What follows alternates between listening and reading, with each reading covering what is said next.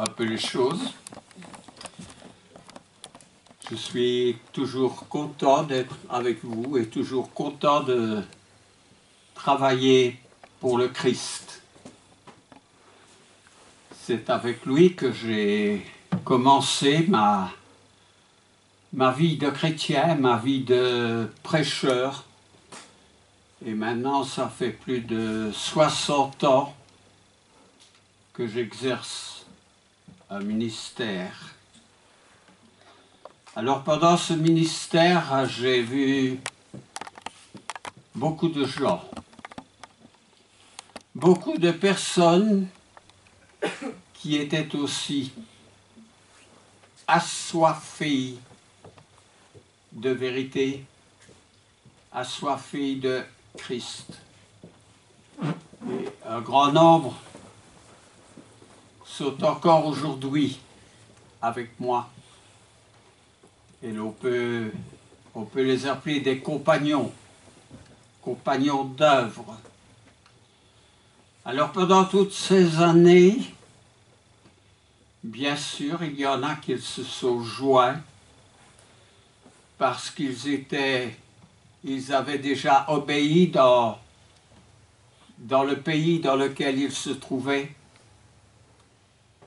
Je n'ai pas cherché à remettre en question leur foi, sinon à m'assurer que leur foi était complète et bien en rapport avec les Écritures. Un grand nombre se sont convertis, des jeunes, des moins jeunes, des plus âgés.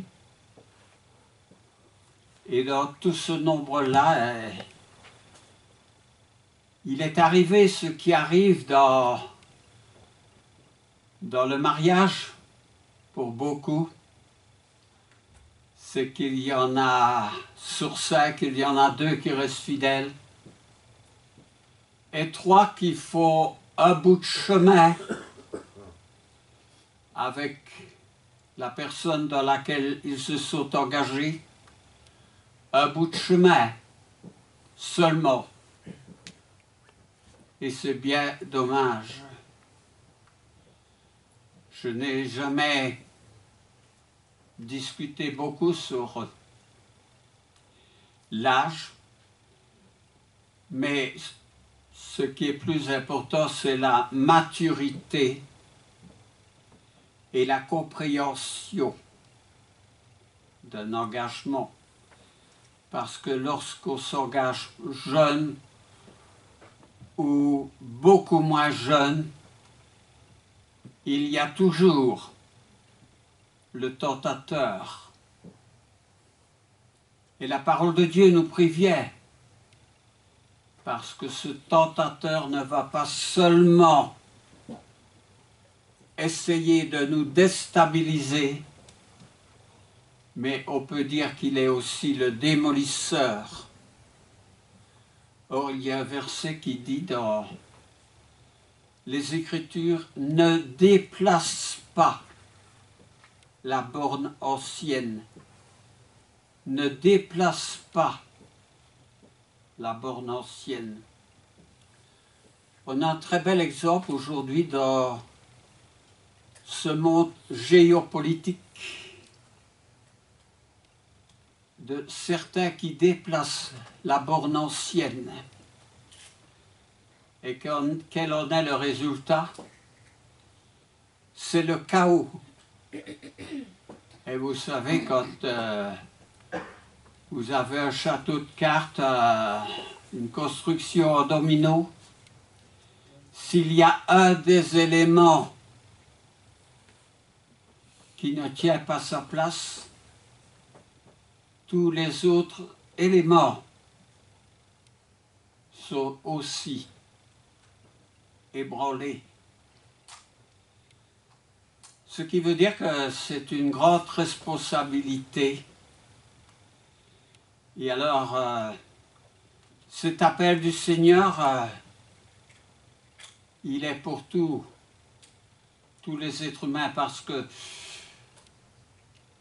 il est dit en Timothée, Dieu veut que tous les hommes soient sauvés.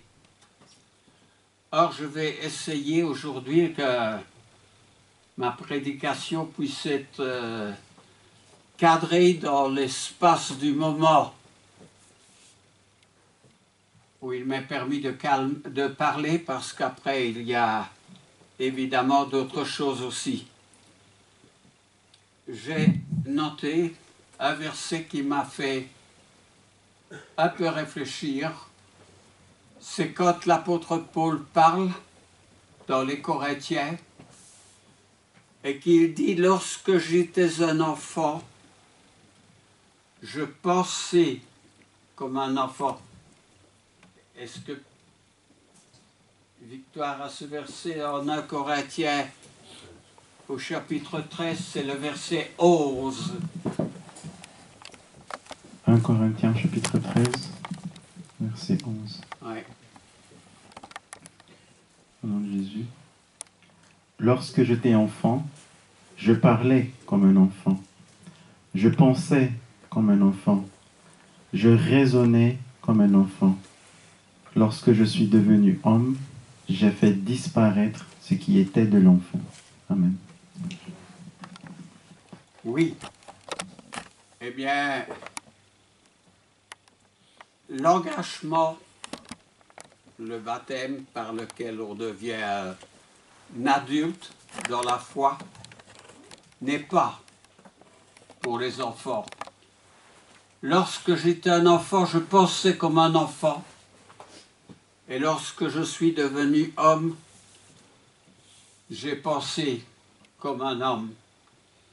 Donc il y a quelque chose qui place la maturité dans ce stade de la croissance physique, mais aussi, par conséquent, de la croissance spirituelle. Alors, j'ai un autre beau verset qui ne parle pas nécessairement du baptême, mais qui se trouve en Philippiens chapitre 2, entre les versets 12 et 15. Philippiens 2, 12, 15. Ainsi, mes bien-aimés, comme vous avez toujours obéi, travaillez à votre salut avec crainte et tremblement, non seulement comme en ma présence, mais bien plus encore maintenant que je suis absent. Car c'est Dieu qui produit en vous le vouloir et le faire selon son bon plaisir. Faites toutes choses sans murmurer ni hésitation, afin que vous soyez irréprochables et purs, des enfants de Dieu irrépréhensibles au milieu d'une génération perverse et corrompue, parmi laquelle vous brillez comme des flambeaux dans le monde. Amen. Ce verset décrit deux côtés. Un côté où il y a cette croissance spirituelle dans lequel il parle de travailler évidemment à notre salut commun. Il y a des exemples dans la parole d'un Nouveau Testament qui parlent du laboureur qui travaille, sans lequel il ne pourrait récolter des fruits. Mais il est question aussi dans ce passage de ce monde pervers. Et il est évident que dans la parole de Dieu, il y a une sorte de ligne rouge entre le monde et entre ceux qui sont en Christ. Il est tout à fait inconcevable que le jour du Seigneur, quelqu'un qui est en Christ délaisse les choses spirituelles pour se délecter du monde et être dans le monde. c'est quelque chose d'incompatible. Il parle de travailler, il parle de l'obéissance. Ce passage aux Philippiens, il parle d'œuvrer, mais aussi il touche à ceux qui murmurent. Est-ce que tu peux relire cette ligne? Dans le verset 14. Oui. Faites toutes choses sans murmure ni hésitation. Sans murmure ni hésitation. Pourrais-tu lire pour nous dans le livre des Nombres au chapitre 11 et les 3 premiers versets? Vous allez dire que je m'éloigne du baptême, mais pas tant que ça. Nombres chapitre 11, 1 à 3. Le peuple murmura, et cela déplut aux oreilles de l'Éternel. Lorsque l'Éternel l'entendit, sa colère s'enflamma. Le feu de l'Éternel s'alluma parmi eux et dévora l'extrémité du camp. Le peuple cria à Moïse. Moïse pria l'Éternel et le feu s'arrêta. On donna à ce lieu le nom de Tabéra parce que le feu de l'Éternel s'était allumé parmi eux. Le murmure, c'est du feu qui consume, qui brûle. Et Dieu est absolument hostile au murmure. Ne murmurez point. Alors évidemment, quand nous allons dans l'apôtre Pierre, lorsqu'il parle du baptême, Pierre fait allusion à 2 mondes. À un monde tout à fait en désaccord avec Dieu et un autre monde très petit, celui-là, qui est purifié. Alors, disons que dans ce petit monde, il y a un peu cette même pensée que l'arche est le chemin que beaucoup empruntent pour la perdition, mais étroit le chemin qui conduit à la vie. Peux-tu lire 1 Pierre chapitre 3, les versets 20 et 21, s'il te plaît?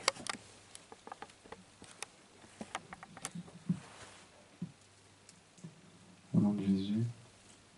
Qui autrefois avait été incrédule lorsque la patience de Dieu se prolongeait au jour de Noé, pendant la construction de l'arche, dans laquelle un petit nombre de personnes, c'est-à-dire 8, furent sauvées à travers l'eau. Cette eau était une figure du baptême, qui n'est pas la purification des souillures du corps, mais l'engagement d'une bonne conscience envers Dieu, et qui maintenant vous sauve vous aussi par la résurrection de Jésus-Christ. Amen. Le baptême nous sauve. Il fait d'abord allusion à ce monde qui a été détruit par le déluge. On pourrait dire que c'est l'antitype et le type étant pour le baptême. Le baptême qui est là une figure du salut, salut dans lequel se trouvaient ces 8 personnes ayant obéi à Dieu et protégées dans l'arche. Oui, Noé construisait une arche, mais à un moment donné, il a plutôt au Seigneur de fermer l'arche. Et quand le Seigneur a fermé l'arche, il était impossible d'entrer dedans. Alors, ces 8 personnes, par l'obéissance à Dieu, ont été purifiées. Ils ont été sauvés. Et de même dit l'apôtre Pierre, le baptême nous sauve par la résurrection de Jésus-Christ. Le baptême, dit l'apôtre Pierre, est l'engagement d'une bonne conscience. Et si parmi tous ceux qui s'approchent entendent parler du baptême, si pour l'individu n'est pas prêt de s'engager, il n'a pas sa place parmi le rang des baptisés. Alors c'est vrai maintenant que ce baptême exige la foi, la confiance, la repentance. Mais même au temps de Jésus, tous n'étaient pas prêts à s'engager. En Luc, au chapitre 7, si tu as ce passage, en Luc chapitre 7, c'est les versets, je crois, 29 et 30. Tu vas pouvoir me confirmer. Et tout le peuple qui l'a entendu, et même les publicains, ont justifié Dieu en se faisant baptiser du baptême de Jean. Mais les pharisiens et les docteurs de la loi, en ne se faisant pas baptiser par lui, ont rendu nul à leur égard le dessein de Dieu. On aurait cru le contraire. On aurait cru que c'était les pharisiens, les docteurs de la loi, qui allaient entendre, et je veux dire entendre, accepter la pensée du Seigneur. Mais apparemment c'est le contraire. Ce sont ceux qui sentent le besoin d'une conversion, d'une vie nouvelle. Les publicains. Or, les publicains n'étaient pas les bienvenus dans la synagogue. Ils ne se réunissaient pas avec les religieux. Et nous avons ce bel exemple de publicain qui était grimpé dans le sycomore et dont Jésus lui dit, Zachée, descends de l'arbre, j'entrerai chez toi aujourd'hui. Mais les pharisiens et les docteurs de la loi, il est dit qu'ils rendèrent nul le plan de Dieu à leur égard. Alors, qui sent le besoin de la guérison du Seigneur? Jésus dit, je ne suis pas venu pour ceux qui se portent bien, mais pour les malades. Et si je suis ici, si j'ai été baptisé, c'est que je me considère parmi les malades. La Bible dit, il n'y a pas un seul juste. Mais au-delà de tout cela, il y en a qui disent, mais je n'ai pas besoin. Je n'ai pas tué. Je n'ai pas trompé ma femme. Je n'ai pas fait ceci ou cela. Donc je n'ai pas besoin du baptême. Ceux qui disent cela rendent nul le plan de Dieu à leur égard. Ceux qui ne prennent pas le repas du Seigneur à laquelle sont appelés ceux qui ont obéi, les malades. Si on refuse cette communion avec le Seigneur, on rend nul le plan de Dieu. Alors oui, maintenant on peut parler avec l'apôtre Pierre encore qui, le jour de la Pentecôte,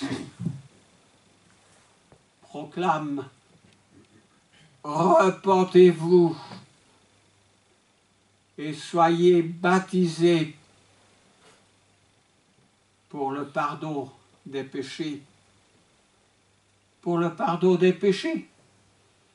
Oui, mais parce que Jésus est allé à la croix pour clouer les péchés. Parce que nous sommes invités par la repentance à considérer un autre chemin, à changer de direction. Et pour ceux-là qui changent de direction, qui se repentent, eh bien la conformité d'une mort à un passé a toute sa signification dans les eaux du baptême, parce que le baptisé, immergé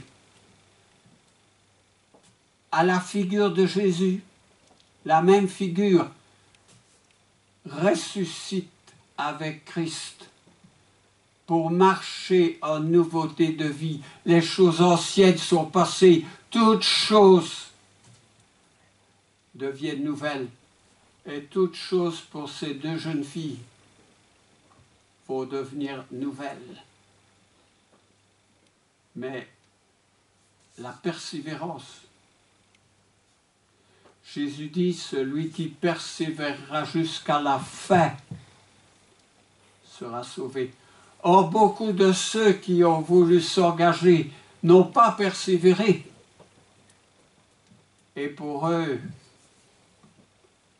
le baptême n'aura pas eu sa portée, sa signification première. Alors, il y a bien sûr la question de foi, parce que le baptême est un acte extérieur de notre foi intérieure, un signe de cette foi. Et c'est pourquoi je vais poser une question à ces deux jeunes filles, une question qui se trouve en Romains chapitre 10, si tu peux le trouver, ça doit être le verset peut-être 8 et 9.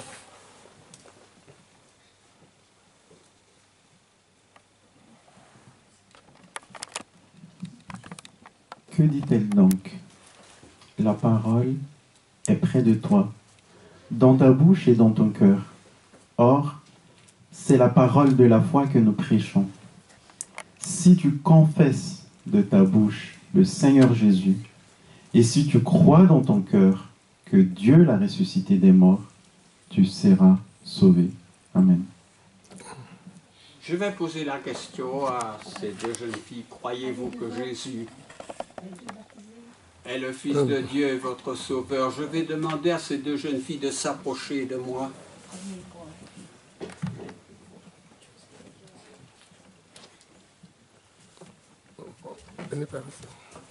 De venir près de moi.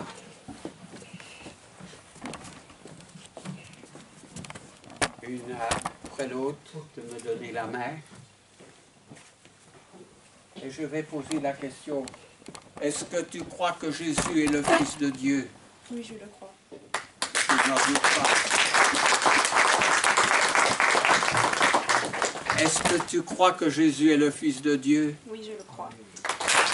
Nous n'en doutons pas. Et sur la confession de cette foi, je vais pouvoir vous baptiser pour que vous puissiez devenir un enfant de Dieu, que vous puissiez croître dans la fidélité et surtout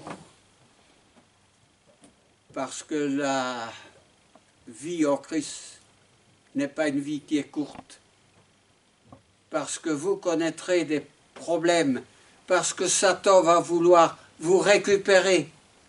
Et ça, il faut savoir qu'il va le faire. Il va essayer.